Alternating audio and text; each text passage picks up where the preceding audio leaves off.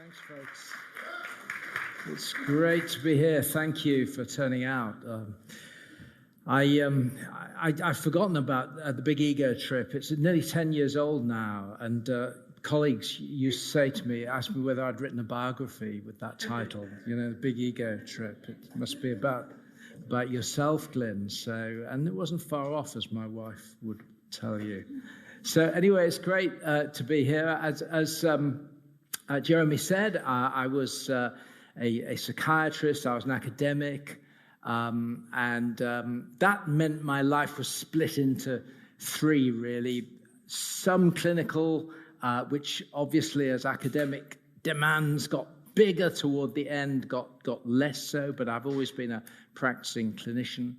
And then quite a lot of research, and then some teaching as well. So those are the three strands that went together. But a big part of my life's always been my faith as well. And one of the wonderful things since I retired a few years back now has been having, because I was a full-on academic, I had less time, but having retired now, to explore the kind of interface between psychology and mental health in a bit more detail, a bit more thoughtfulness. And I love the opportunity to come out and talk about some of these things, particularly as the way they impact faith, but also they impact on those people who are not people of faith, but are maybe thinking about some of the issues in play here. So thanks so much again. It's just great to be here. I want to say, whenever I'm talking about kind of, things that impact on us personally, we've got a huge subject here. I'm going to talk for about half an hour, that's all.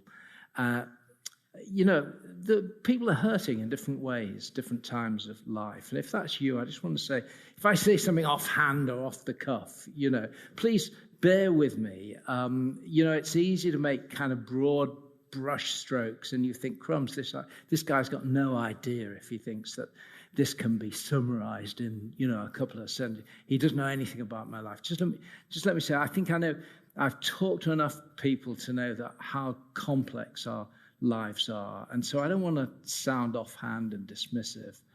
And so please bear with me on that, because nevertheless, we've got a big topic and a short amount of time. But hopefully we've got time for questions. And if you want to push back, challenge, chip in, that's what that's about. Because a lot of these issues, are open for conversation. They're not on tablets of stone, some of the points I'll be making.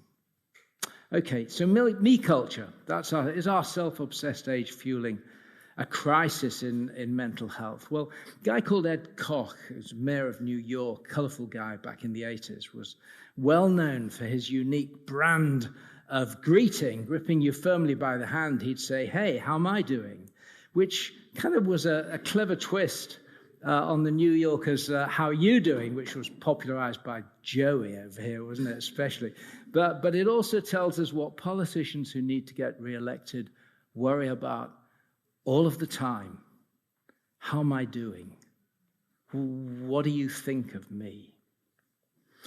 Well, a few of us here are going to run for office, but the research literature on self-esteem suggests that unconsciously we're all asking that question every day in almost every human encounter. How am I doing? What do you think of me? It's what the political theorist Francis Fukuyama calls the struggle for recognition. Now, we're here tonight to talk about what we're calling today's me culture. And in many ways, this goes right to the heart of it, doesn't it? And there's nothing new either, is there, in this struggle for recognition? How am I doing? In fact, Plato's Republic, he has Socrates in conversation.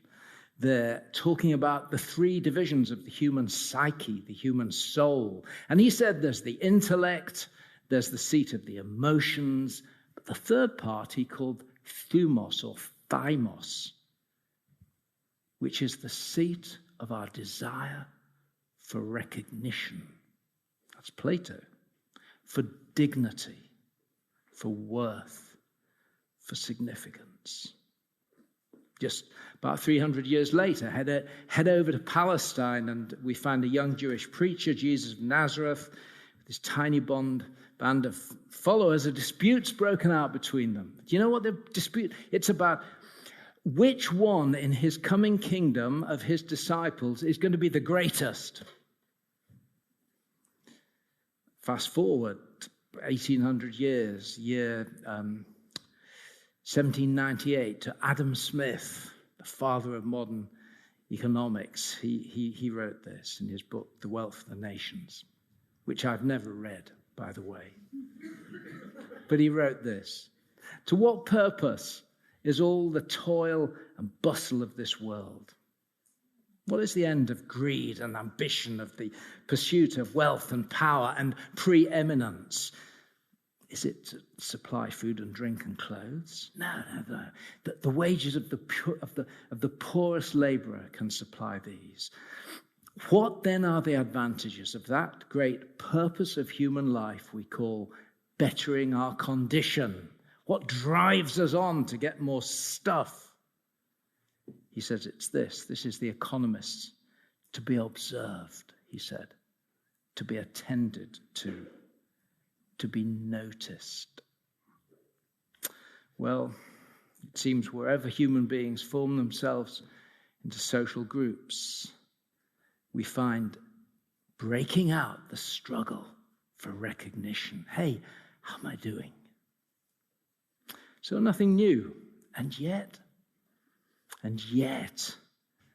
has there ever been a period of history that seems more obsessed with this question than today? I'm not sure there has been. Listen to the American philosopher Michael Allen Fox. He said, "We live in an age of self-obsession. Everywhere we look, we encounter a preoccupation, an absorption with self-interest, self-development, self-image, self-satisfaction, self-love, self-expression, self-acceptance, self-help, the list goes on." Well, there's something in that, isn't there? The age of the self. So how did we get here? What are the tributaries of the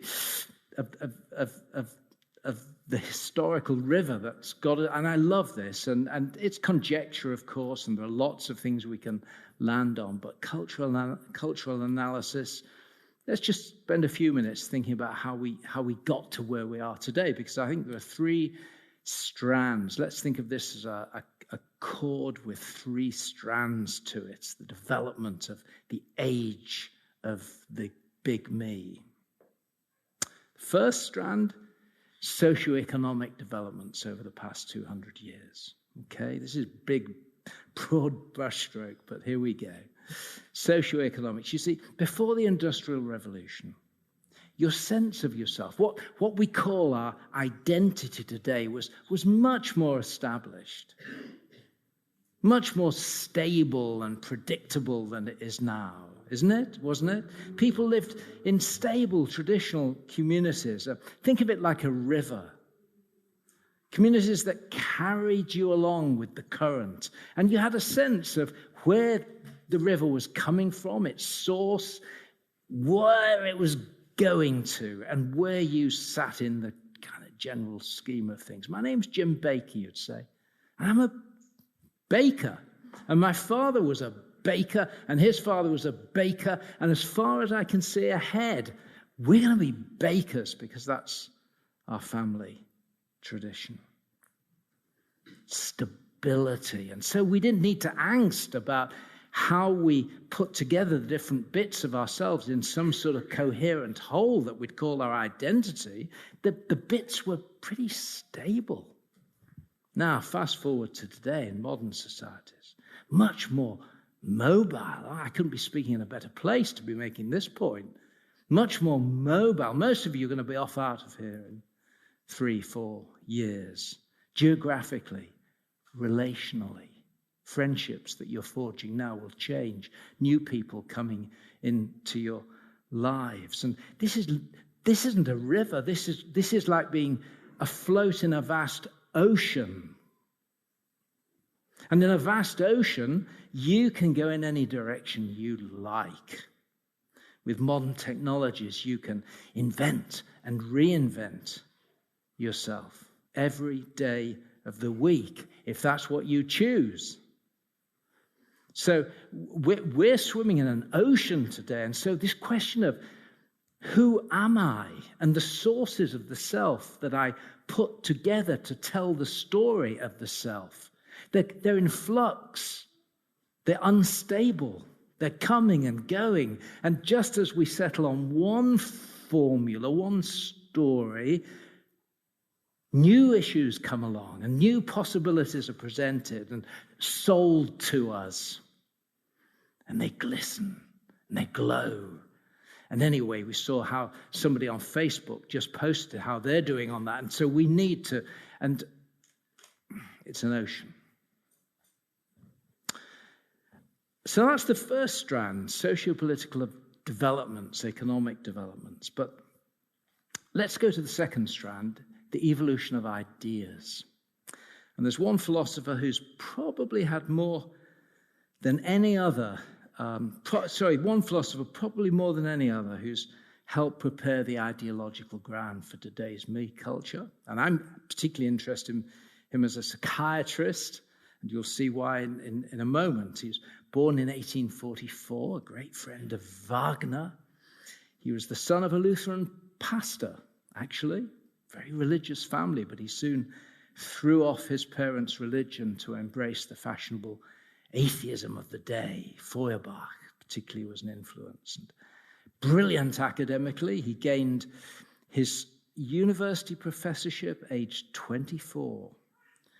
But he always had a bit of an odd personality, a strange. He never really made his mark in the academy, and it was the last few years of his life. It wasn't until into his 40s that some of his writings began to bubble up to the surface and to be given some publicity. But he spent the final 10 years of his life in a mental institution where he'd sunk into a severe and profound psychosis. Who are we talking about? Who? No, we could have chosen Karl Marx as a big influence in our thinking here, but not him. No. He. Sorry? Who are we thinking about? Nietzsche. Thank you.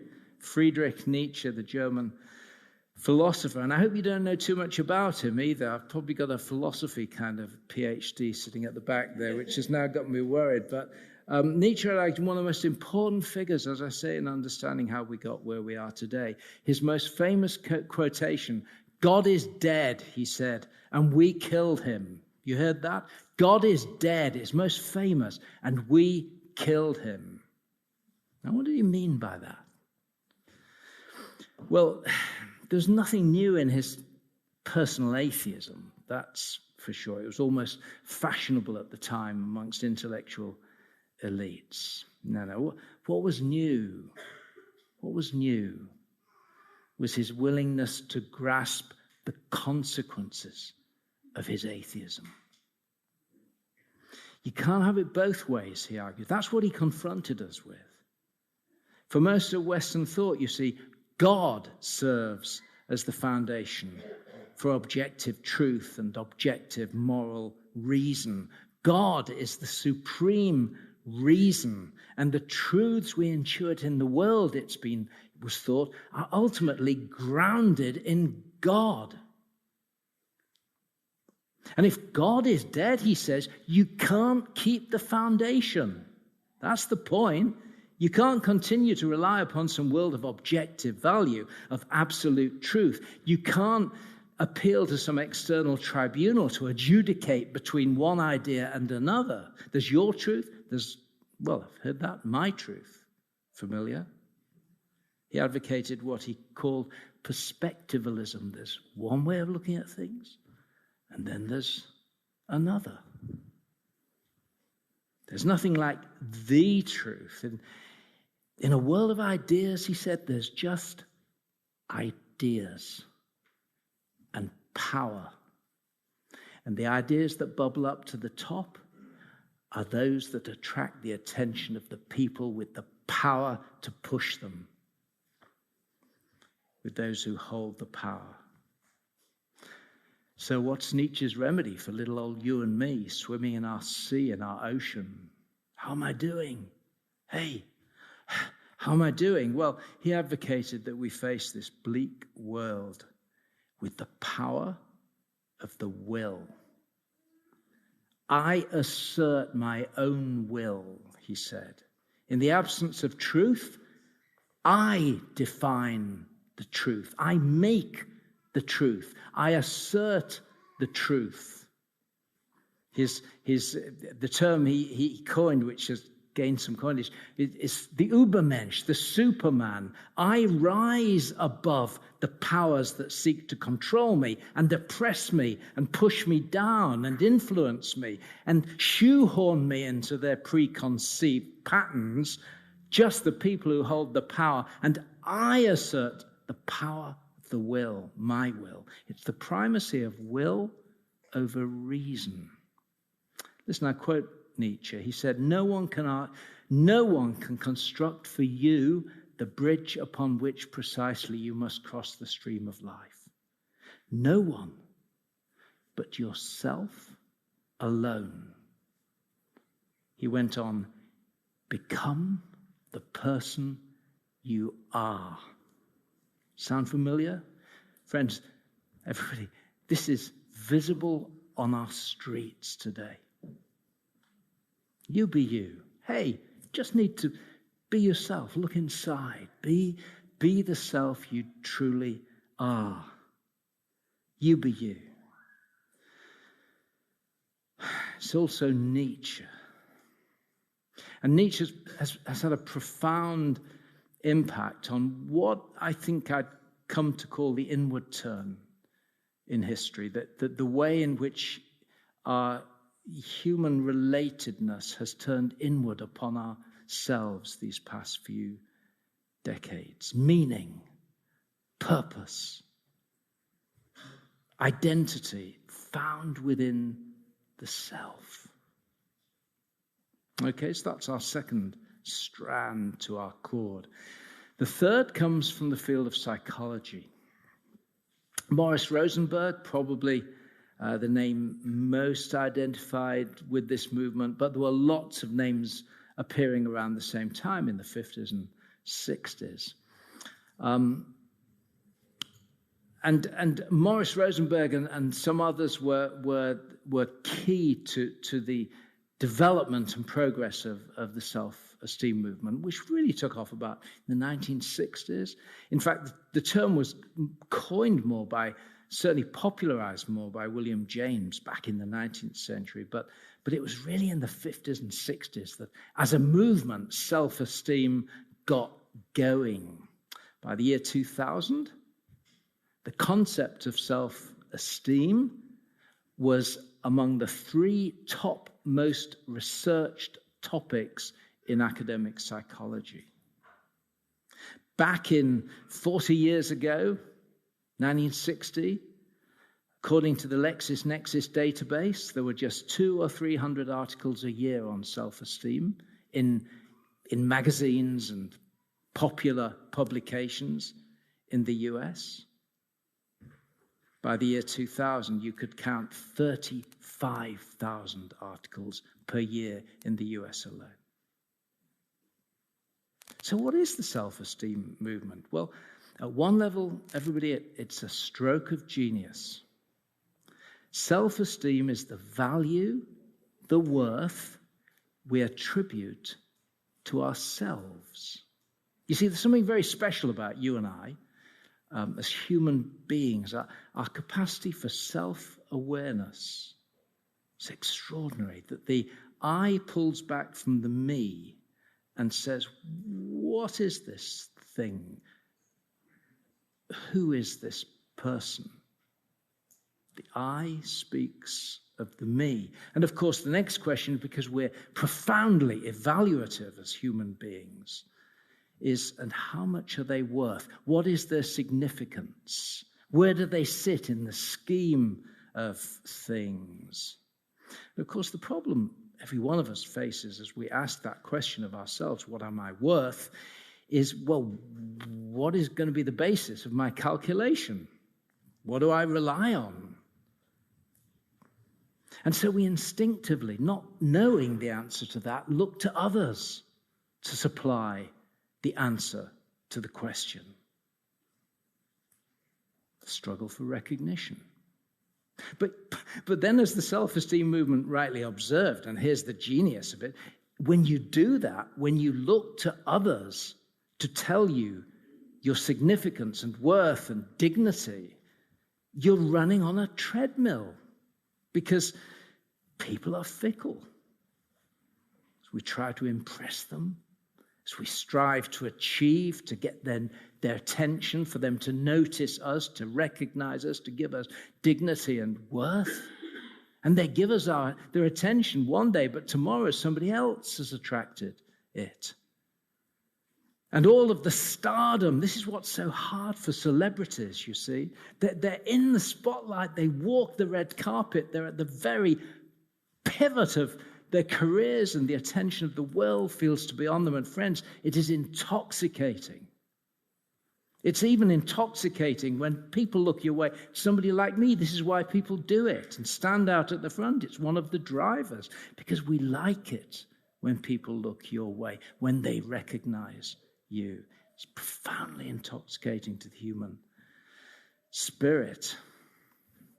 But the problem is, what happens when they stop looking and they grow tired and somebody else is younger, cleverer, better than you? And it's the whole problem of contingency. This is contingent self-worth. It's self-worth which you have hooked to the approval of other people. And so you are captive to them. Because you see, what happens when you do that, when they make you redundant and you can't earn their esteem anymore, or you get old, or you get ill, disabled. Now what are you worth? You've just got to keep on running, haven't you? How am I doing? It's the boom or bust ego. I remember somebody telling me, you know the high jump, she said, why would anybody ever want to do the high jump? She said, what a sport. She said, because what do they do? You do all that work for it. You finally get over the bar. What do they do next? They always push the bar higher. And she said, my father was like that. And no matter how hard I tried to win his esteem and his approval and to gain from him some sort of foundation of confidence, whenever I got a yes, but then he always pushed the bar higher, it was a no. And I've been jumping ever since. And I need somebody to help me to stop jumping for him. And there's the problem. Self-esteem that hangs on a thread, constantly vulnerable, always at risk, only as ever as good as your last jump, ultimately contingent. Hey, how am I doing? And you see, there's our problem. If it's not a good idea to chase the ego highs of other people's approval, and if God is dead and we have killed him, where do we go? Here's the genius of the self-esteem movement. It says you approve yourself. That's where you go. Hey, Nietzsche, look inside yourself and you say what you're worth. The self, I, esteems itself. It's pure genius. It's the only reliable way to get off the treadmill of their approval. You award it to yourself. It's the ultimate non-contingency because it relies only on the force of your own will and your own power. And today this ideology is everywhere about us. Every school prize-giving speech, I've done it myself. Every Oscar acceptance speech.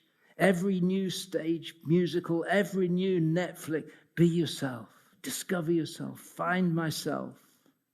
I couldn't believe it recently. I was listening to Andrew Lloyd Webber talking about his new Cinderella musical. Has anybody been to see that here? Any confession? One person, that's very brave. Actually, there's more than you've been, but they just don't put their hands up. Was it good? Was it? Yeah, it was good. Okay, well, help me overcome my prejudices. Anyway, I was listening to him, and he said he had the script writer with him, and he said, we want to do something really different. We wanted a different angle on Cinderella. And I thought, you know. And he said, you know, when we come up with this great idea, he said, tell them, you see. And he turned to the scriptwriter, and she said, well, we wanted something different. I thought, oh, no, it's going to be. She said, we just wanted Cinderella to kind of discover herself. I thought, no, that's the oldest story in the world now. You know, please, new musical, give us something new, something different, but it's everywhere around us. I am my own experiment, sings Madonna. I am my own work of art. And what not to like? So what's the problem? The problem is there's no evidence this works as a strategy. Now, if you want to talk about some of the evidence in detail, come and talk to me afterwards. But let me tell you about one study that I think illustrates this particularly well. It's by Joanna Ward, University of Ontario. It's published about 8 years ago now.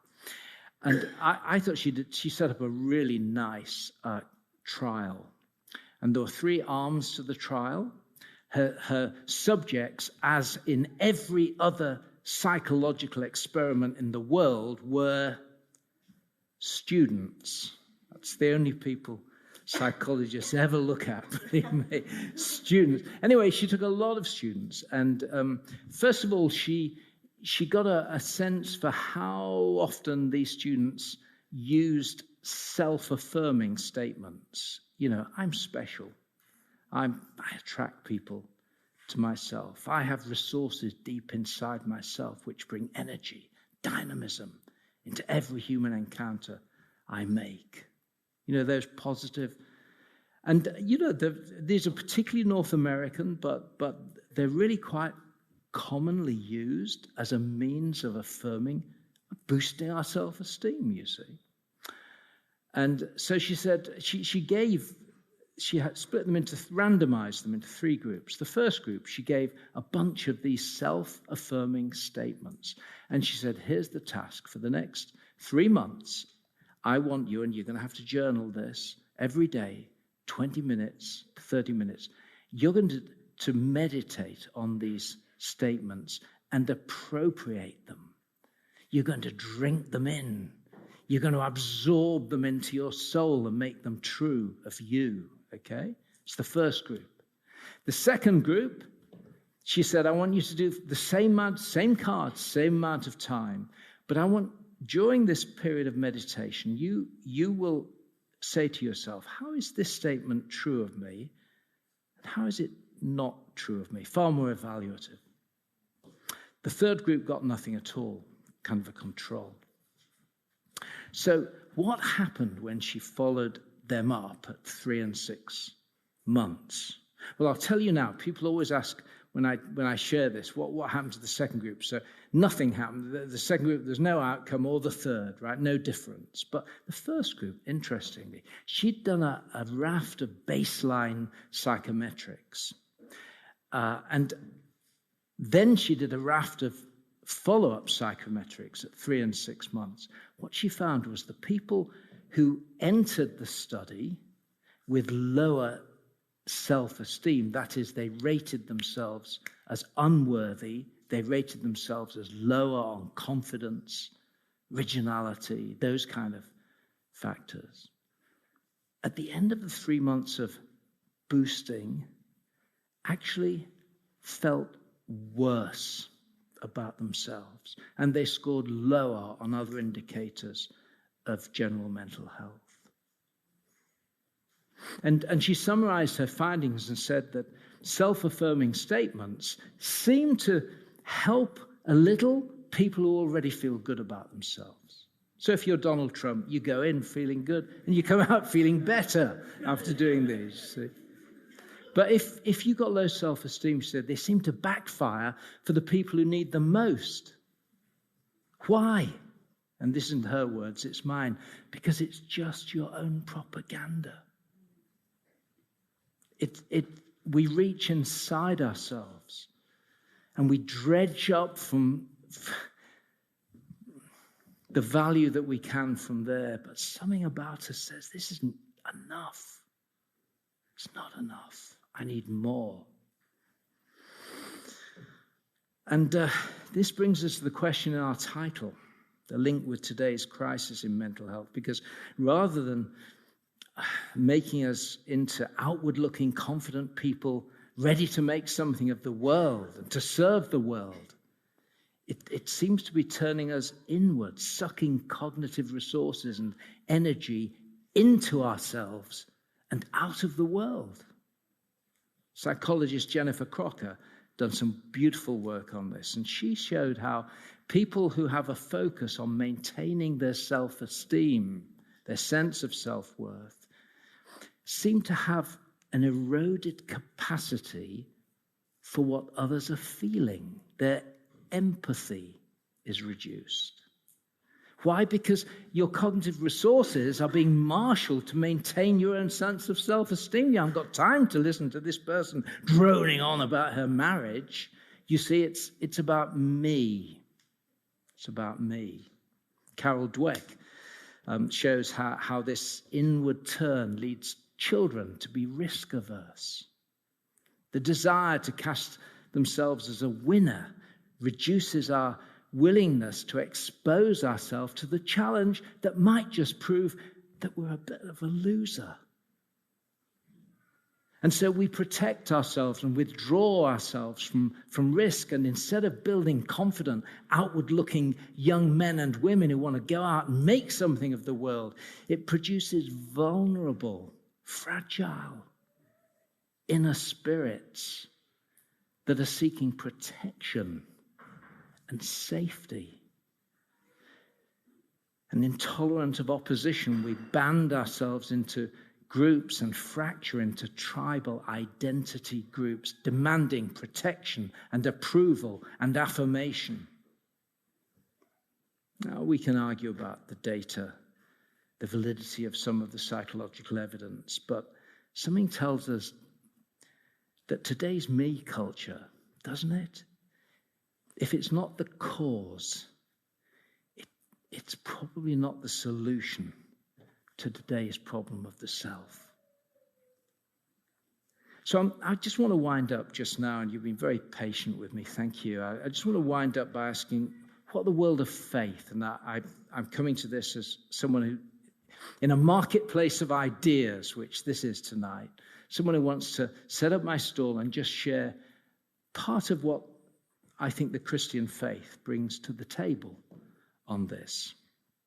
And I want to suggest that at its core, the Christian message is radically countercultural in terms of what it brings to the table. And if you're a Christian here, I just want to really encourage you. We need to rediscover our confidence in saying we've got another story here that speaks into me culture. And that story is founded on three key messages, okay?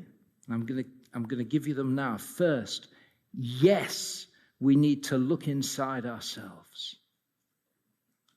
But let's be honest about what we find.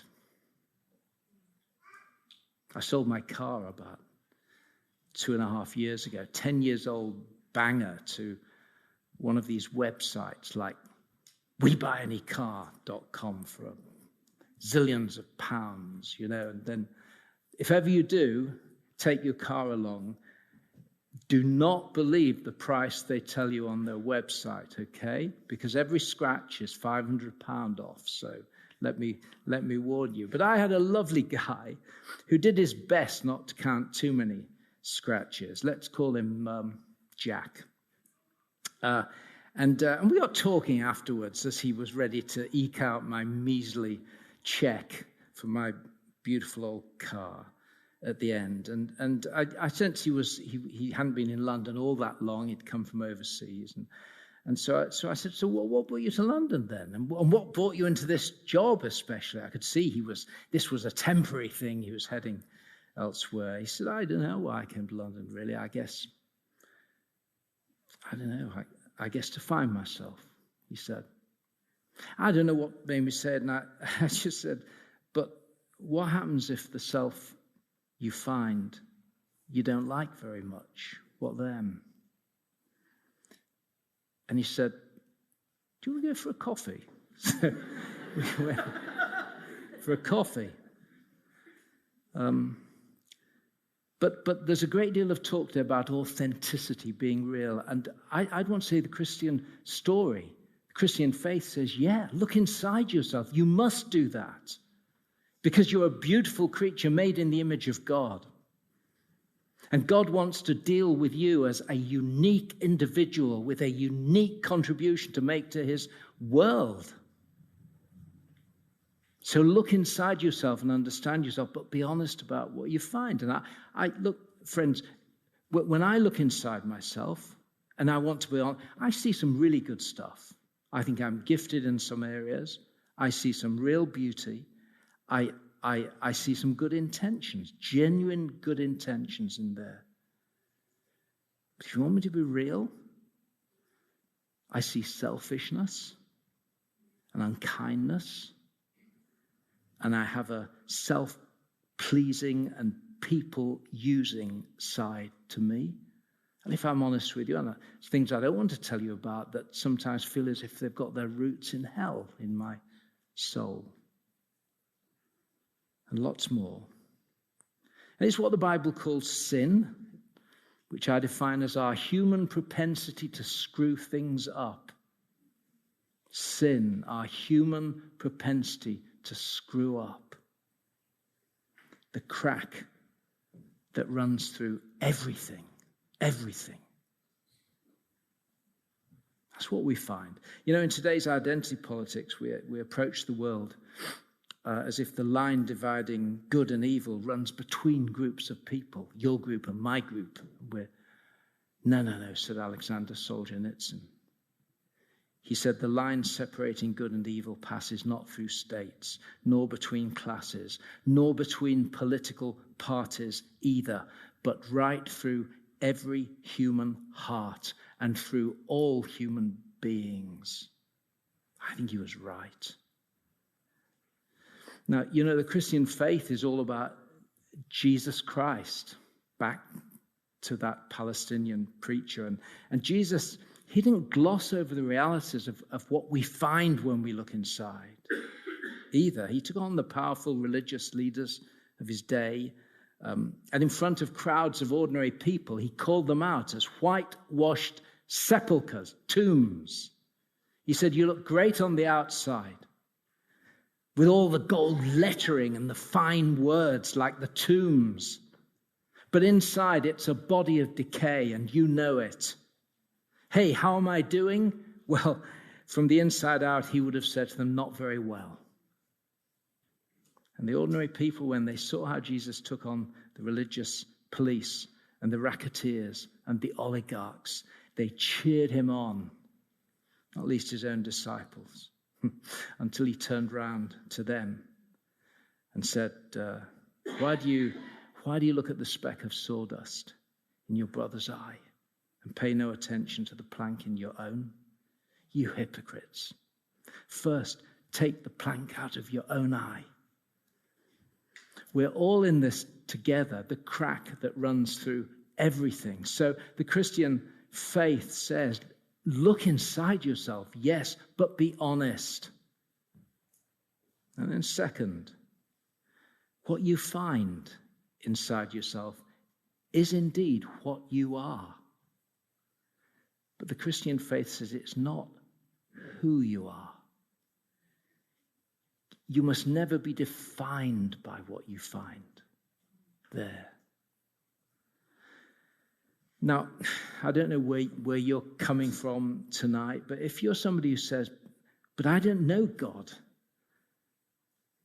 I just want to say the Christian faith says, but he knows you. And you're absolutely known by God, loved by God, and he's reaching out to you tonight. And let me read a few words from one of the gospel accounts of Jesus' life, can I? It's just a few words, and it's Matthew chapter 1. Jesus is walking beside the Sea of Galilee, and he saw Simon and his brothers Andrew casting a net into the lake, for they were fishermen.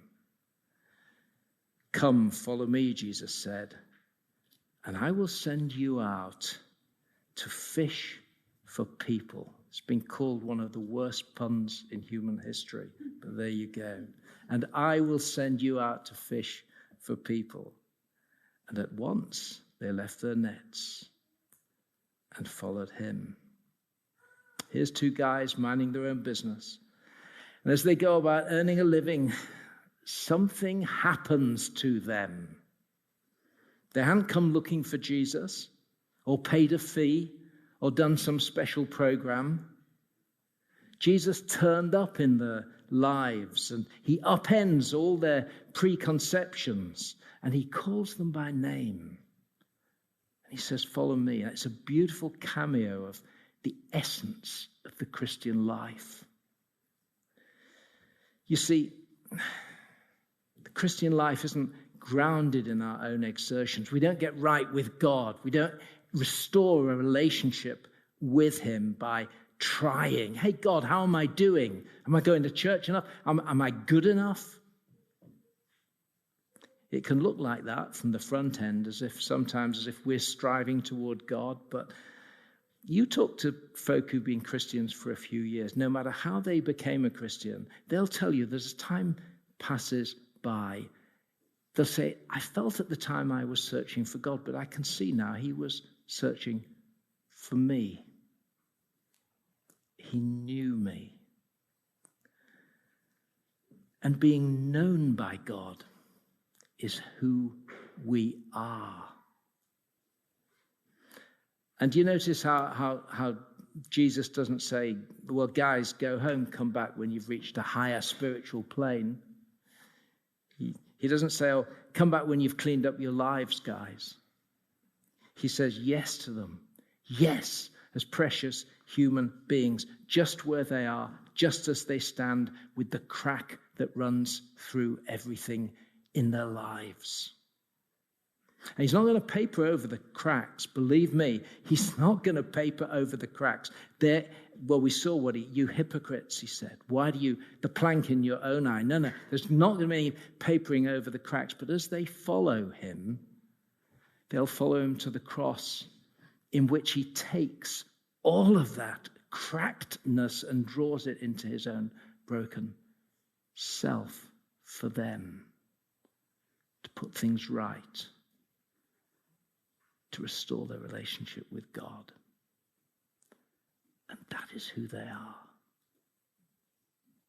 You know, many years later, Peter, one of those people we're reading about just here, Simon becomes Peter.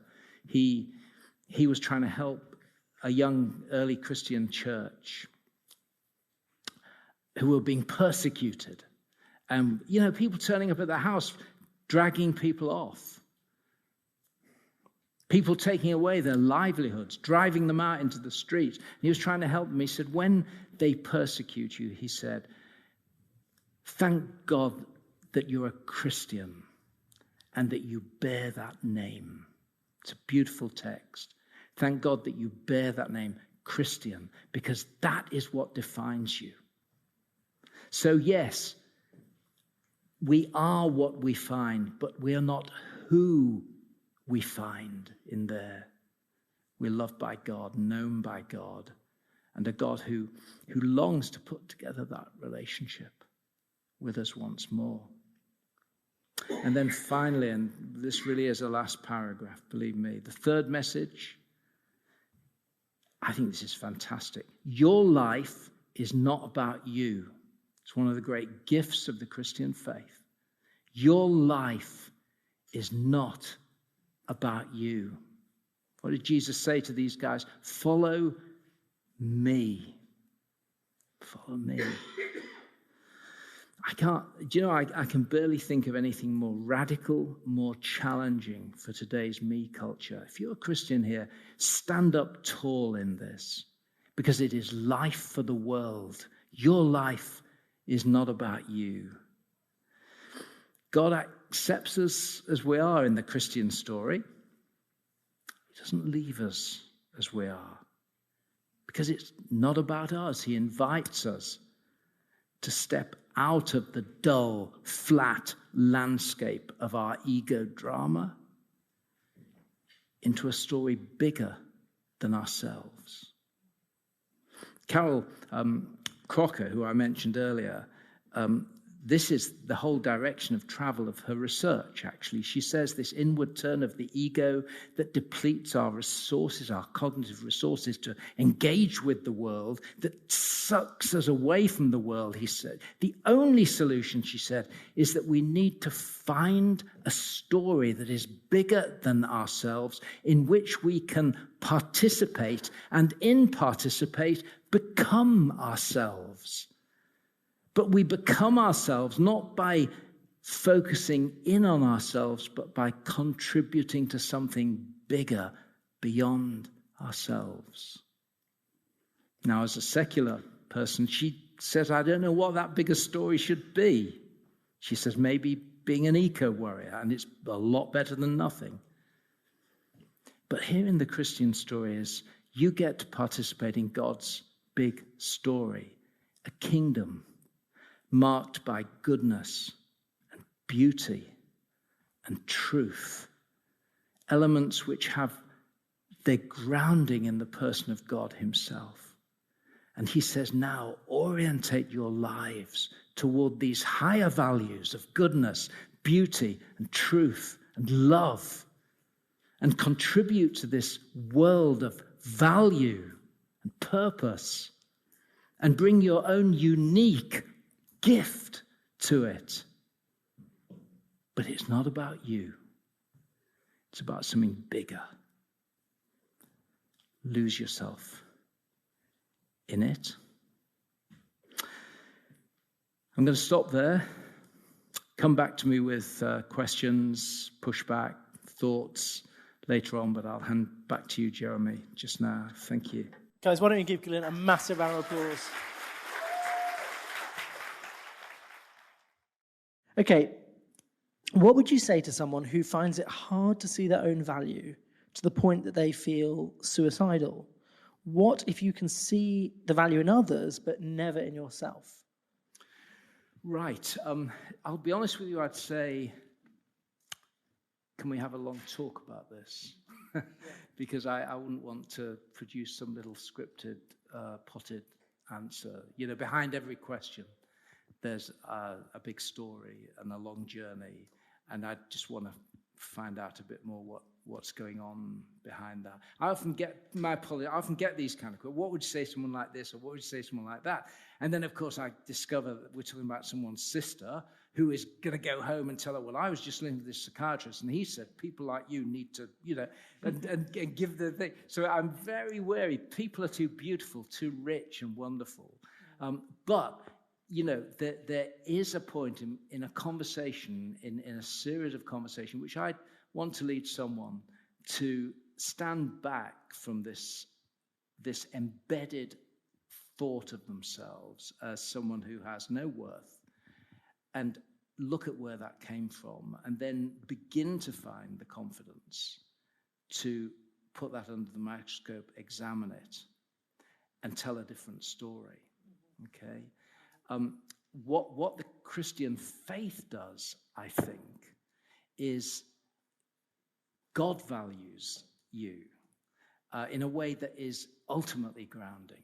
You know, it doesn't mean he affirms everything about you. It doesn't mean that you haven't got loads to learn. It doesn't mean that you've got some real weaknesses and other people have strengths. It doesn't mean any of that, but it means that you are loved and grounded as a human being. He knows you, and it's in that being known, I think, that you get this foundation of the self on which you then build your gifts and develop your abilities. But if you're not a Christian, that's a tougher journey, but it's still possible. You use the wisdom that can be found in the world through turning outward, finding that you can love, you do have things to contribute, and in the interplay between those things, you develop a better foundation for the self. But many of these self-talk ideas, I'm no good, have been sculpted out of quite negative, destructive early relationships. I remember talking to a woman not long ago, an old, a woman nearly my age, so quite ancient, and she was saying, she said it was my mother's, I think her mission in life was to pull me down as a kid and corrode my sense of confidence.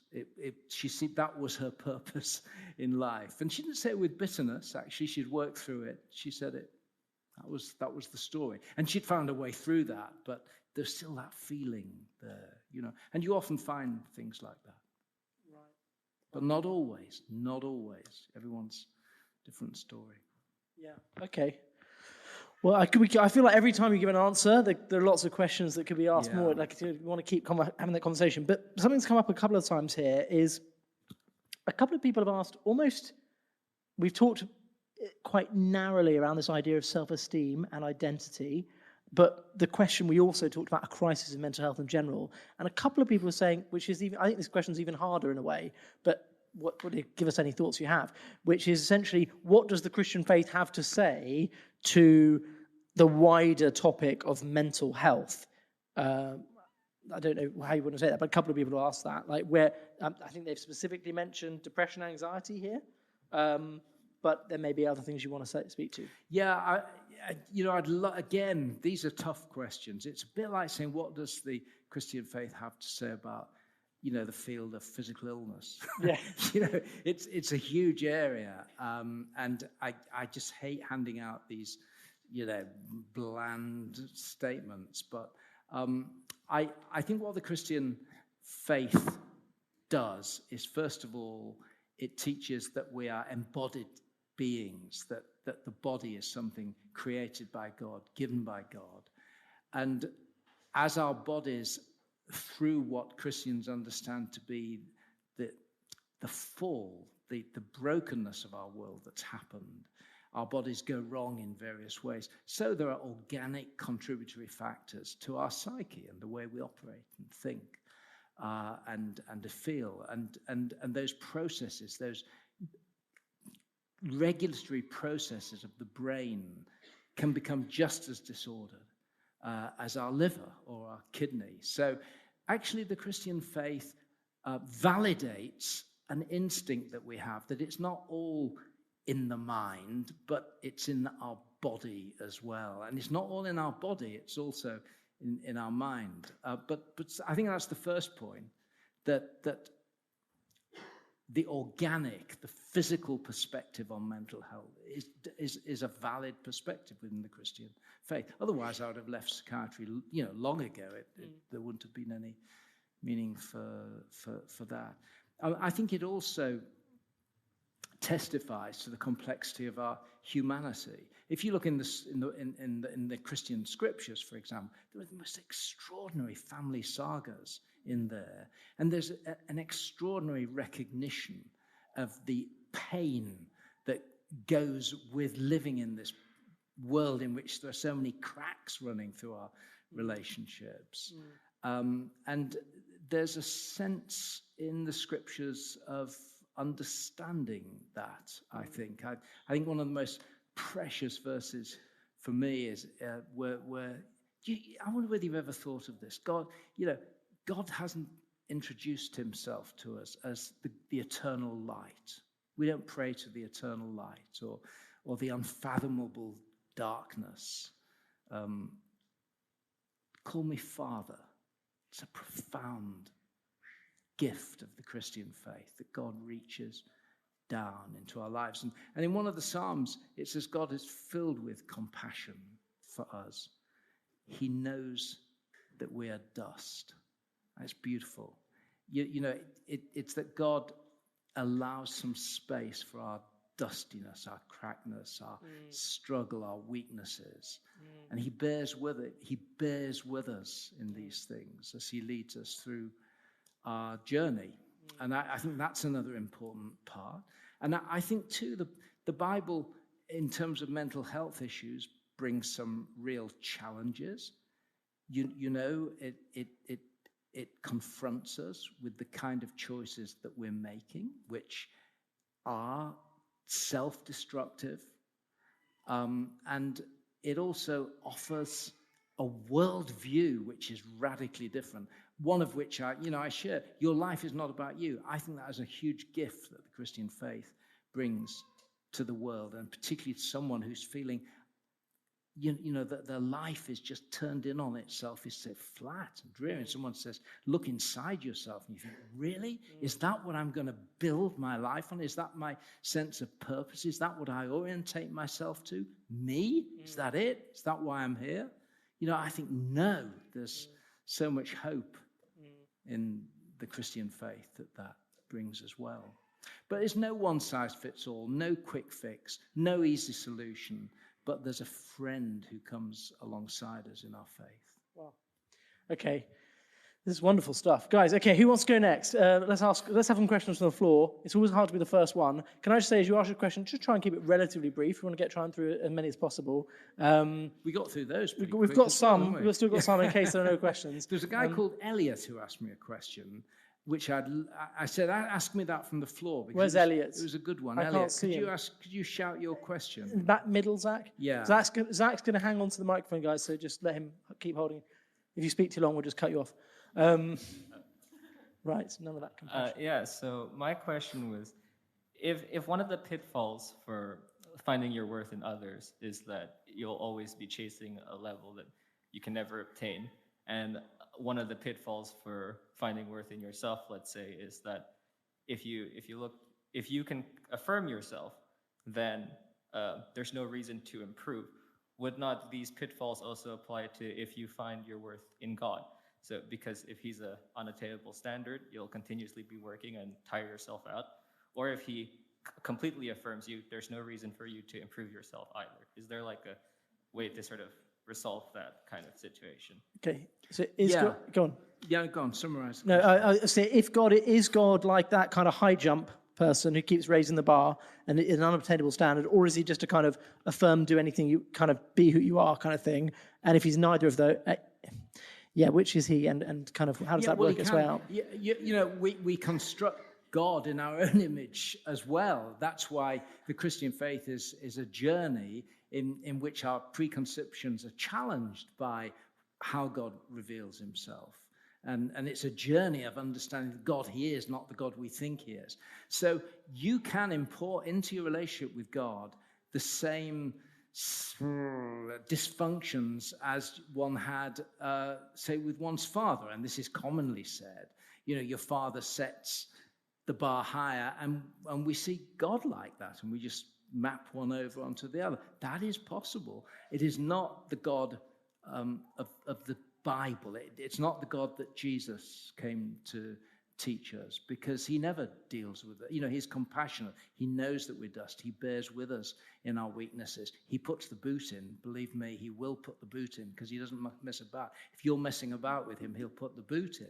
I think you should translate he'll put the boot in for an international audience. I think that might be northern speak. Is that northern? It's not. Don't you talk about putting the boot in the south? I think they're on my side. I'll tell you, that's interesting, because a very posh southerner that I know, who was a very public school thing, he was talking about a psychiatrist friend of mine who he went to see, and he said, boy, he can put the boot in, can't he? So I assumed, if this guy said it. But anyway, it just means he doesn't mess about. If you need a kick in the pants, he'll give you a kick in the pants sometime. Well, I mean, the Christian faith isn't a relationship with some godfather, some fairy godmother type person who's there just to affirm you. Not by any means. But he's a person of incredible warmth and kindness toward us, and his heart is turned toward us. And it's that, I think, that grounds our sense of worth, that we're ultimately loved, you see. Now, when I was talking to Elliot, I was saying earlier, that doesn't mean that you don't have to rate or give some value to your gifts and your achievements. There's nothing worse than someone, and because Christians, we want to be humble, and so if someone says, that was amazing, the way you played the piano there, just beautiful, amazing, and they say, oh, no, it wasn't me, it was the Lord, it was God who did it, and it's an attempt to be, and you want to say, wasn't that good, actually, God played the piano. No. What about who played the wrong note then? You see, you say, and they say, oh, that was me. I played the wrong note. I tell you, God is a father. No father worth his salt would ever claim all of the good notes for himself, and his little boy gets the wrong note. That isn't any decent father. It's certainly not the one from whom all fatherhood is named, as the Bible calls him. So he's there for you. That doesn't mean that he doesn't want you to develop your strengths and to recognize your weaknesses. It doesn't mean that you're not enabled to say, I think I'm really good at this. You notice when I said I look inside myself, I see some good things. I meant that. I think I'm really good at some things. And I own that. It just doesn't make me a more important person than the tramp I'll step over when we leave the building. It doesn't make me one bit more important. It means I may be a good footballer, I may be a good speaker at times, I may be a good whatever, but none of that grounds who I am. Who I am as a child of God, loved to the ends of the world. And that's the basis of who I am. On that foundation, I stand and I say, I'm good at some things. I think I'm really good. I'm pretty lousy at that. And I need to work on that. Or that I'm just always going to be lousy at. And thank God, literally, that there are other people who'll compensate and create a team with me, because that's part of his thing. So I think there's a wonderful liberty here, folks. Just own your strengths. Let God be pleased with your strengths. When I run, I feel his pleasure.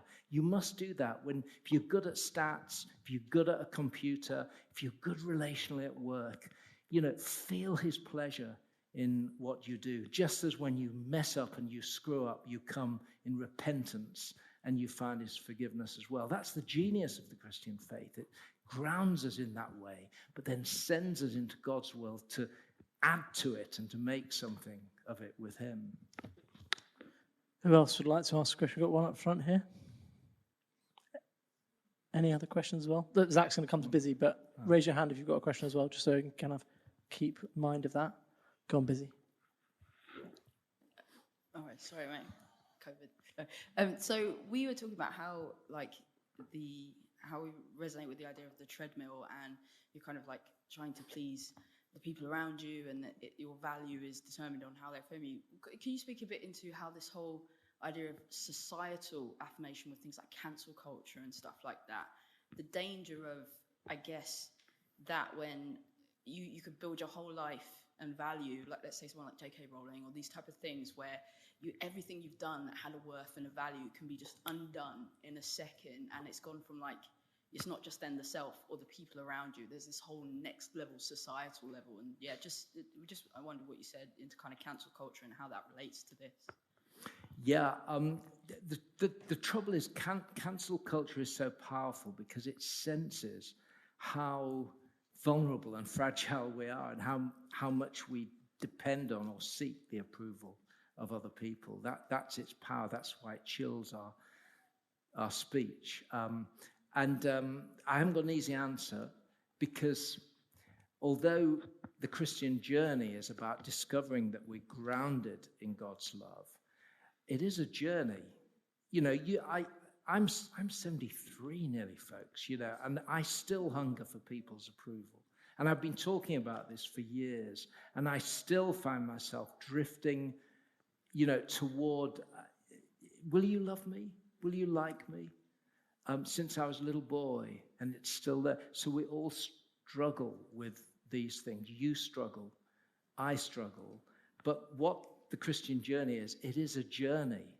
And I'm learning, and I'm working at it. And one day, of course, the great promise of the Christian faith is that what we desire for ourselves, what we really want, to be free of that, falls into line with reality as God, at the end of all things, establishes his kingdom. And suddenly we find that what we desire is who we are. There's a beautiful symmetry, there's a beautiful roundedness to who we are. Meanwhile, cancel culture knows that you're on the journey, or if you're not a Christian as well, these are tough things. And I can only say that when it happens to you, and that it happened nearly to a friend of mine, a younger guy as an academic recently, it is really hard because your friends pull away from you. No one wants to be contaminated.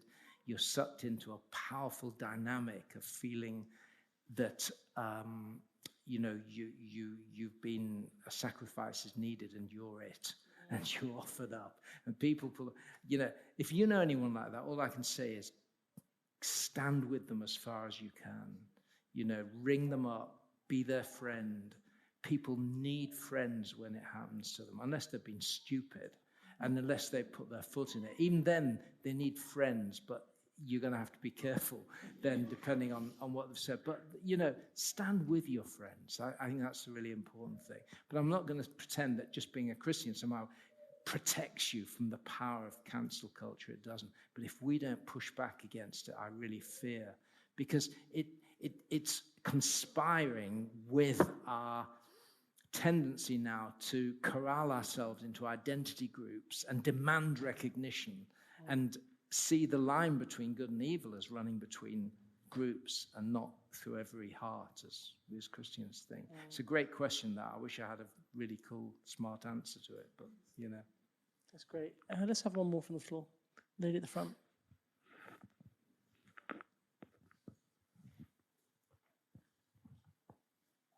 So I just want to go back to what you said earlier about God getting pleasure when you are thriving and flourishing, and just how you balance that with self-development, right? And this concept of improving areas of yourself where you're weak.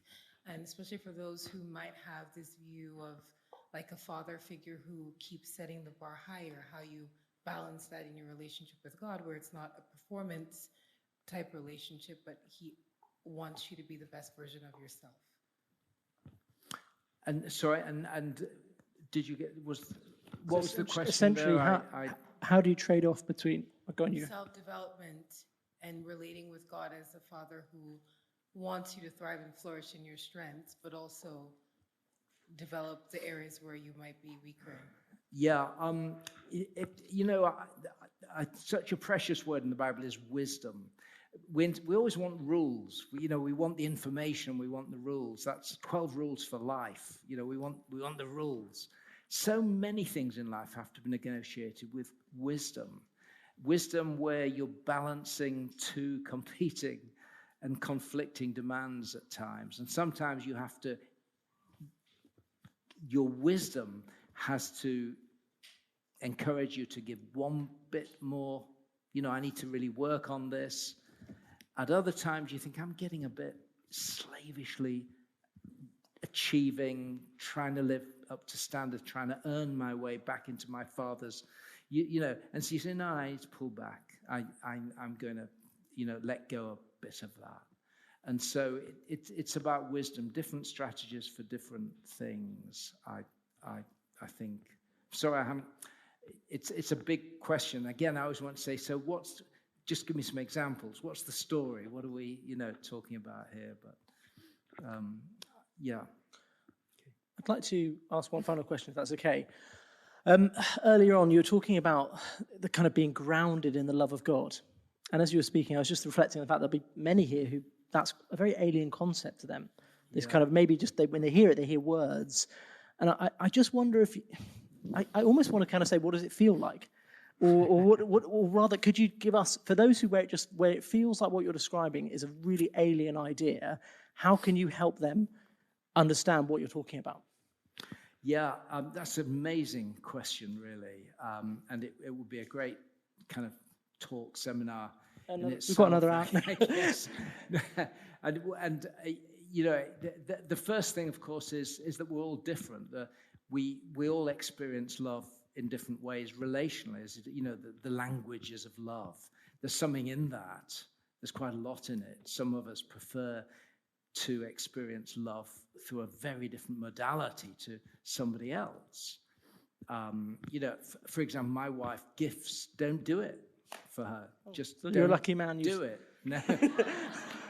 You don't have to spend very much money at Christmas or birthday or Valentine's. Great. I spent my life trying to convince her, you know, let me buy you this. But there are other things do, the little thoughtful things, actually. And so we learn with each other, don't we? It's actually I think it's God relates to us through our existing psyche and ways of relating. And so we'll learn to experience his love in the same ways. But, you know, it's not easy to think about how we experience the love of God. It comes through teaching. That's why we come to church. We hear about, you know, when we say, well, how do I know he loves me? Someone says, well, what he's done, for goodness sake, you know? And it's the same with God. Well, look what he's done. Look who he is. Look what he says. All of that is pointing in your direction. And so he comes at us through our rationality and through what he's done. But he comes to us, too, relationally. I remember a few years back, I was suffering with something called shingles, and the pain was excruciating. And I went on a morphine in the end with it. And that just depressed me profoundly. And I remember looking at the window in the bedroom and thinking, do you know, I've been teaching medical students all these years that when someone says, I really feel I don't want to live anymore, that is a dark tunnel. And so I've been telling people that. I think I know what that, I think for the first time in my life, I think I know what that looks like. And it was a very attractive looking window all of a sudden. And then a few minutes later, my wife comes in and says, this friend of ours, wife, she didn't know you were ill actually, but she just felt there's some flowers for you. And she just wanted to give you these, you know. Now that is unusual. It doesn't happen every day in the Christian faith, but you open yourself up, your awareness, your perspective changes so that you see God coming at you in some ways. He comes at you through friends. Your wife has a baby, people turn up with food and gifts. You know, in all kinds of ways, God loves us. But sometimes, some of you here, you'll have had very emotionally closed experiences of life, and that'll be partly your personality, partly your experience. And I've said, you know, sat with people, I said, you've got to let God love you. You work so hard. You think he's never satisfied. You're always slaving away. He's not like that. Let him love you. And I want them to hear his voice in my voice at that point. So he comes at us through each other. He comes at us just in the mystery of prayer, of the mystery of taking bread and wine at church, you know? You know, when you come for bread and wine, hear God say, for you, it's for you. It's not this piece of bread. It's not for him. It's for you. It's given for you, broken for you, my body. Feed on it, gnaw on it. It's for you, broken for you. Let him do that. Hear him speak. Let him love you. So I think there are those different ways that God comes to us, and 1,000 others, I guess. That's amazing. Guys, why don't you give Glynn another round of applause?